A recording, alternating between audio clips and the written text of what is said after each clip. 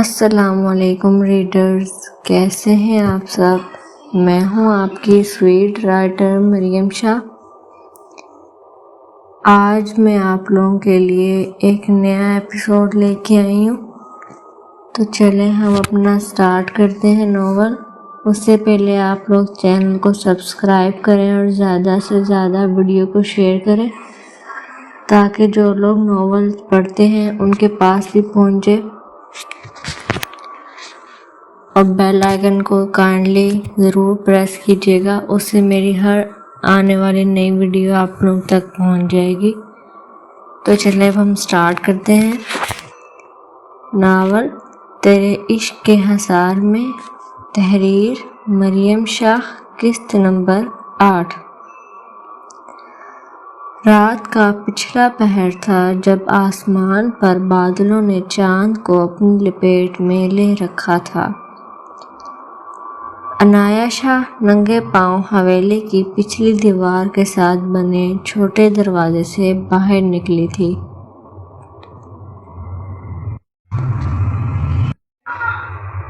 اس کے دل کی دھڑکنیں اس قدر تیز تھیں کہ اسے محسوس ہو رہا تھا جیسے پورا جنگل ان کی آواز سن رہا ہو۔ ٹھنڈی ہوا کے جھونکے اس کے چہرے سے ٹکرا رہے تھے، مگر خوف کی وجہ سے اس کا پورا وجود پسینے میں شرابور تھا۔ اس نے پیچھے مڑ کر ایک آخری بار حویلی کے بلند میناروں کو دیکھا جو اندھیرے میں کسی دیو ہیکل سائے کی طرح لگ رہے تھے۔ میں دوبارہ کبھی واپس نہیں آؤں گی، اس نے دل میں عہد کیا اور جنگل کی تنگ پگڈنڈی پر دوڑنا شروع کر دیا۔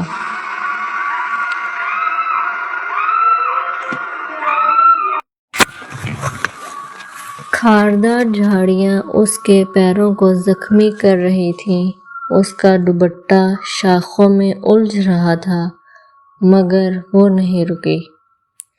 اسے بس سڑک تک پہنچنا تھا جہاں سے اسے کوئی امید کی کرن نظر آ سکتی تھی۔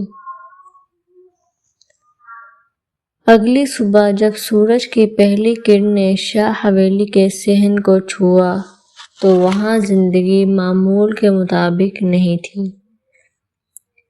ماسی بختیار نے جب انیکسی کا دروازہ کھولا تو وہاں سوائے خالی چارپائی کے کچھ نہ تھا۔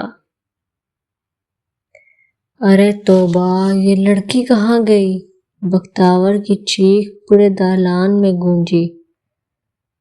تھوڑی ہی دیر میں پوری حویلی میں کھلبلی مچ گئی۔ آریش شاہ اگرچہ ملک سے باہر تھا، مگر اس کی ہیبت اب بھی حویلی پر حاوی تھی۔ حشمت شاہ دالان میں کرسی پر بیٹھے غصے سے اپنی لاٹھی زمین پر مار رہے تھے۔ ایک لڑکی، ایک نہتی لڑکی تم سب کی آنکھوں میں دھول جھونک کر نکل گئی۔ کہاں تھے پہرے دار؟ کہاں تھے تم سب؟ حشمت شاہ کی گرجدار آواز نے سب کے سر جھکا دیے۔ آہل اور روہن خاموش کھڑے تھے۔ زین نے آگے بڑھ کر دادا جان کو سنبھالنے کی کوشش کی۔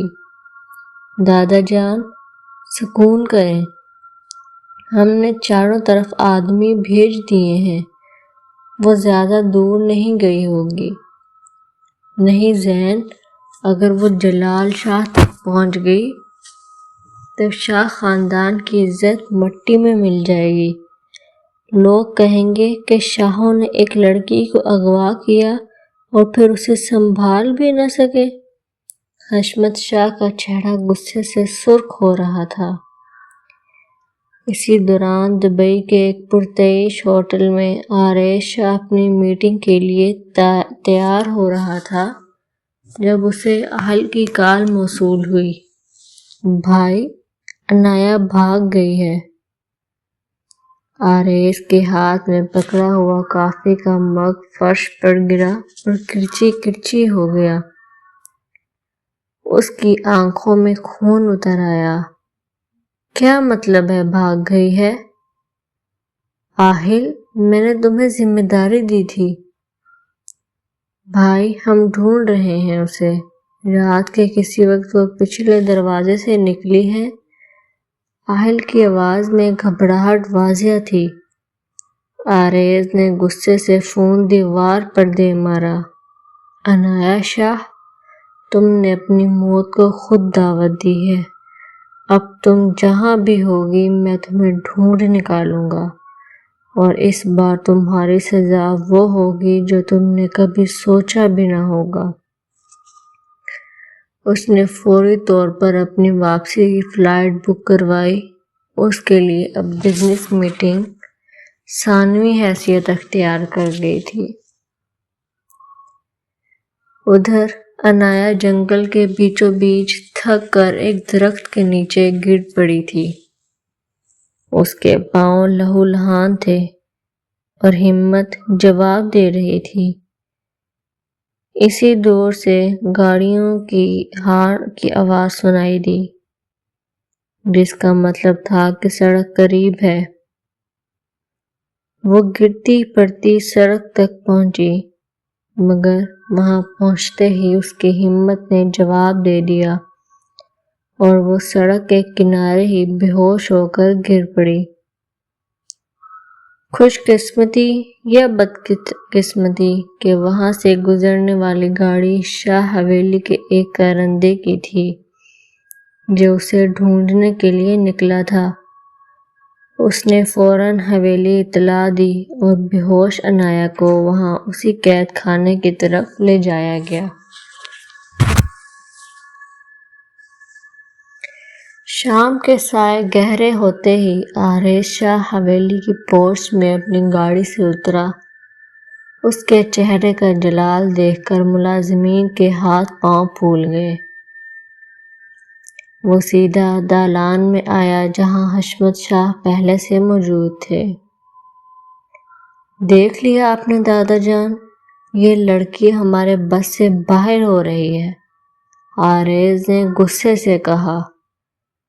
حشمت شاہ نے آریز کو غور سے دیکھا اور پھر ایک ایسا فیصلہ سنایا جس کی توقع کسی کو نہ تھی۔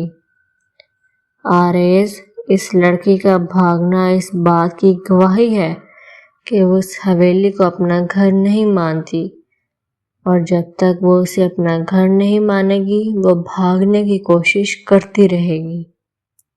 تو آپ کیا چاہتے ہیں، میں اسے آزاد کر دوں؟ آریز نے تلخی سے پوچھا۔ نہیں، میں چاہتا ہوں کہ تم عنایہ کا نکاح روہن سے کر دو۔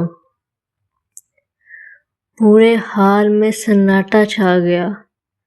روہن جو وہیں کھڑا تھا جیسے پتھر کا ہو گیا۔ دادا جان، یہ آپ کیا کہہ رہے ہیں؟ وہ دشمن کی بیٹی ہے اور یہ میرا حکم ہے روہن۔ جب وہ اس گھر کی بہو بن جائے گی تو اس کے پاؤں میں بیڑیاں ڈالنے کی ضرورت نہیں رہے گی۔ وہ اپنی عزت اور اس خاندان کی لاج کی خاطر کہیں نہیں بھاگے گی۔ حشمت شاہ کا فیصلہ اٹل تھا۔ آریز شاہ کے اندر جیسے آگ لگ گئی۔ اس کا چھوٹا بھائی اور وہ لڑکی جس پر صرف اس کا حق تھا، انتقام کی خاطر ہی صحیح، مگر وہ اپنے دادا کے سامنے زبان نہیں کھول سکتا تھا۔ عنایہ کو جب ہوش آیا تو وہ دوبارہ حویلی کے ایک کمرے میں تھی، مگر اس بار اس کے ارد گرد پہرے سخت تھے۔ اسے جب اس فیصلے کا پتہ چلا تو وہ پاگلوں کی طرح رونے لگی۔ نہیں، میں کسی شاہ سے شادی نہیں کروں گی، مجھے مار دیں مگر یہ ظلم نہ کریں۔ وہ دیواروں سے سر ٹکرانے لگی۔ روہن بھی اپنے کمرے میں پریشان تھا۔ اسے لگ رہا تھا کہ یہ عنایہ کے ساتھ سراسر زیادتی ہے۔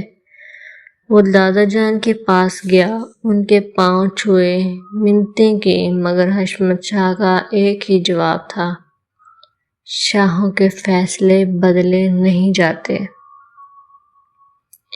حویلی میں اب نکاح کی خاموش تیاریاں شروع ہو رہی تھیں۔ آریش شاہ نے خود کو اپنے کمرے میں بند کر لیا تھا۔ اسے سمجھ نہیں آ رہا تھا کہ اسے غصہ اس بات پر ہے کہ عنایا بھاگی، یا اس بات پر کہ اب وہ اس کے بھائی کی ہونے جا رہی تھی۔ جاری ہے۔